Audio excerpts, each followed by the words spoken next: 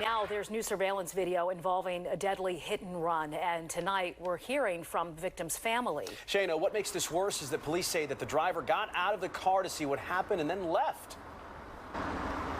That's exactly right. It's certainly painful for the family. Yet another deadly hit and run in the city of Philadelphia, and yet another family devastated by the sudden loss of their son. Now, Toby Bryant's family did open up to me. They welcomed me into their home, telling me about this loss and also mentioning that they don't understand why anyone would leave their son for dead. He was a role model for me.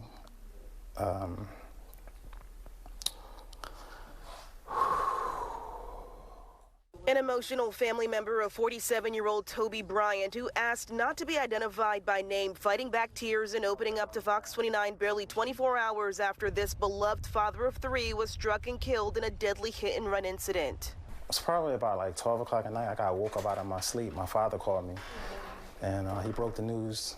A life-altering phone call leaving his family devastated. Philadelphia police were called to the 7900 block of Ogontz Avenue Tuesday night just after 11 p.m. when they found the victim suffering from trauma to the head. Investigators with the 14th District say it appears Bryant was crossing the street on Ogontz Avenue when a silver-colored Ford sedan traveling northbound hit the victim and kept on driving. Struck him with such force, knocked him out of his footwear. Car continued northbound, then according to the witness, stopped.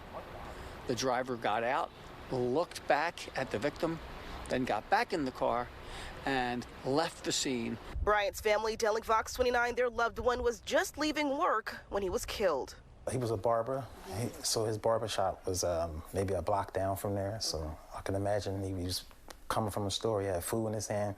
He was on his way home. Leaving his grieving family wondering why someone would just leave their son for dead. I know that it's hard to do the right thing, to turn yourself in. I've been in plenty of situations where I didn't, want to be honest, but I had to man up and be honest. But I think he should tell the truth so that he can rest well and be at peace. And also give my mother and my family peace. He had a lot of love in his heart for his family.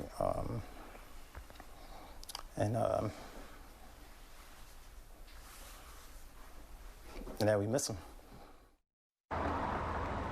Some tough moments there. Now, to get to this investigation, that silver Ford sedan has not turned up yet, nor has the driver turned themselves in. Investigators believe that there's significant damage to the front end of the car, so that's something they're certainly keeping in mind. There's also a ton of real-time cameras and business cameras that may have caught the accident in real time. So, of course, investigators are looking at all of that. But with all of these cases, if you know of anything, certainly give police a call.